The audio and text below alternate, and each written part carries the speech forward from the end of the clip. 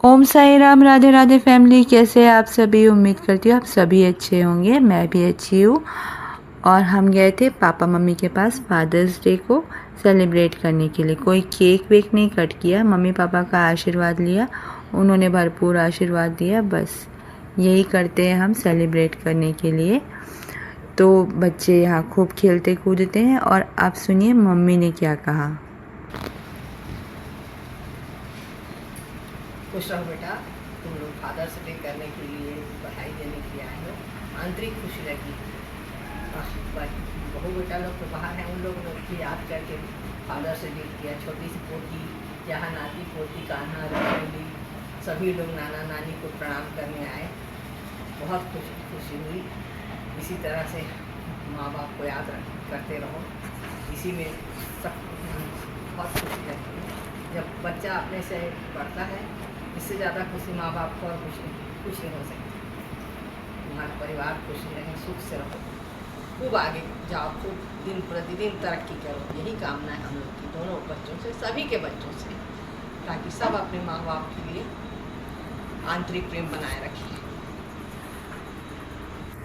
Mummy ने बनाई थी हम सब के लिए आम की कढ़ी। अगर आप इसकी फुल रेसिपी देखना चाहते हैं तो लिंक डिस्क्रिप्शन बॉक्स में है दूसरे चैनल का, वहाँ जाकर आप इसकी फुल रेसिपी देख सकते हैं। अब मैं आपको पहले का क्लिपिंग दिखा रही हूँ।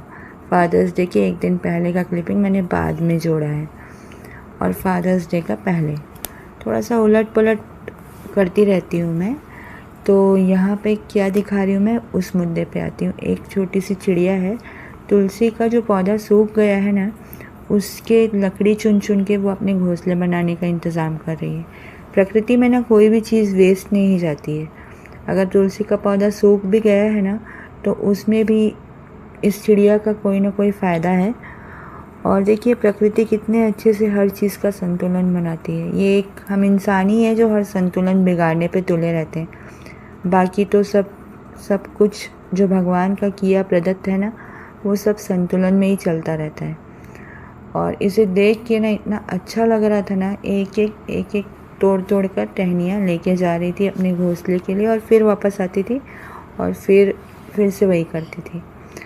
तो वैसे भी आप सब अब जान ही गए होंगे कि मैं नेचर लवर हूँ, और मुझे पक्षियों की आवाज़ सुनना, जब हवा चलती है तो बस वही मोबाइल लेकर वीडियो शूट करना, कोयल की आवाज़ सुनना, तितली को शूट करना, फूलों को शूट करना, मतलब मुझे प्रकृति से ना बहुत ज़्यादा प्यार है, और इसीलिए मैं ये सब चीज़ें करती रहती हूँ।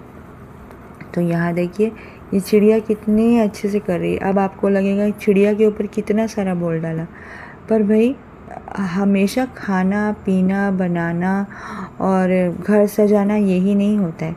कभी कभी हम लोगों को ना ऐसी भी बातें करनी चाहिए जो थोड़ी सी अलग हो।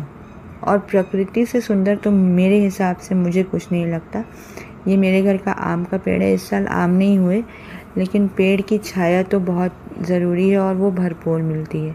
यहाँ पे देखिए एक तितली है, एक नहीं 2-3 तितलियाँ हैं जो फूलों का रस चूस रही है। मतलब अगर ये चीज़ को आप प्रकृति प्रेमी है ना, तो ये चीज़ आपको बहुत अच्छे से समझ में आएगी। और ये जो यहाँ पे आपको मुड़ा हुआ सा रॉड दिख रहा है ना, ये क्यों दिख रहा है बताती हूँ। जो हमारे पड़ोसी भैया है ना, उनके घर में इतना लंबा सा नारियल का पेड़ है, और जो हवा चली ना उससे वो नारियल दम से आकर नीचे ही गिर गया इसके ऊपर ही। तो बेचारा पतला सा था, वो मुड़ गया, और हमारी बाउंड्री का जो था उसका सत्यानाश हो गया। खैर कोई बात नहीं, होता रहता है ऐसा। गनीमत किसी के सिर में नहीं गिरा, नहीं तो फिर तो आप समझ सकते हैं क्या हो जाता। गनीमत है कि वो रोड पे ही गिरा। और हाँ, मैं कह रही थी कि प्रकृति ना अगर हो सके तो ज़्यादा से ज़्यादा पौधे लगाइए अपने घर पर, और इन तितलियों को ना इनविटेशन दीजिए अपने घर के फूलों का रस पीने का। आप ना घंटों बैठ के इन्हें देख सकते हैं, इतना अच्छा लगता है ना ये सब देखना। मुझे तो बहुत पसंद है, और इतने सारे फूल है ना कि बहुत सारी तितलियाँ रोज़ दिखती हैं। और तितलियों को ना एंजल्स भी माना जाता है, तो हम तो इसे साईं राम मानते हैं। कि हम लोग साईं राम को बहुत मानते हैं, तो साईं राम आए हैं, यही हम लोग संबोधन करते। और हाँ, मैं आपको एक चीज़ और कहना चाह रही हूँ कि जैसे कि मैंने आपको अपनी मम्मी की बात सुनाई, तो जो हमारे समय के पेरेंट्स होते थे ना, ये बहुत ही ना रिज़र्व टाइप के होते थे एंड इंट्रोवर्ट टाइप के होते थे। ये बोल नहीं पाते, अपनी फीलिंग्स को एक्सप्रेस नहीं कर पाते। आजकल के समय में हम बच्चों को आई लव यू कहते हैं, बच्चे हमको आई लव यू टू कहते हैं, फीलिंग्स आसानी से एक्सप्रेस कर लेते हैं।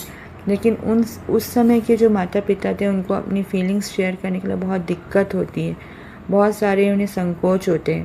तो आज मम्मी जब मुझे ये सब कह रही थी ना, तो उनकी आंखों में आंसू आ गए थे। तो माँ बाप को हमेशा समय देना चाहिए।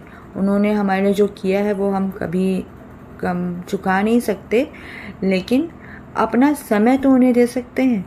हर छोटी छोटी चीज़ सेलिब्रेट कर सकते हैं। ज़रूरी नहीं आप केक काटें, ज़रूरी नहीं आप कुछ गिफ्ट्स लेकर जाएं। माँ बाप का आशीर्वाद लीजिए, उनके साथ बैठिए, बात कीजिए, उनके लिए बहुत है और हमारे लिए तो बहुत ही ज़्यादा है, जिसकी कोई कीमत नहीं।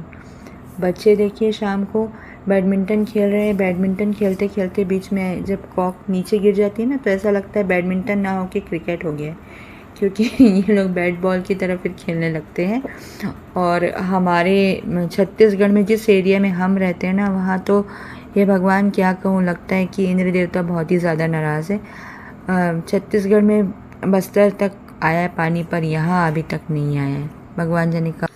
भगवान जाने इंद्र देवता कब प्रसन्न होंगे। हम गए थे पराठा खाने के लिए, तो हम इंजॉय करते हैं पराठा। आप इंजॉय कीजिए व्लॉग, और अगर अच्छा लगा हो तो लाइक कीजिए, शेयर कीजिए और सब्सक्राइब करना बिल्कुल भी मत भूलिए। Thank you so much. Om Sai Ram, Radhe Radhe.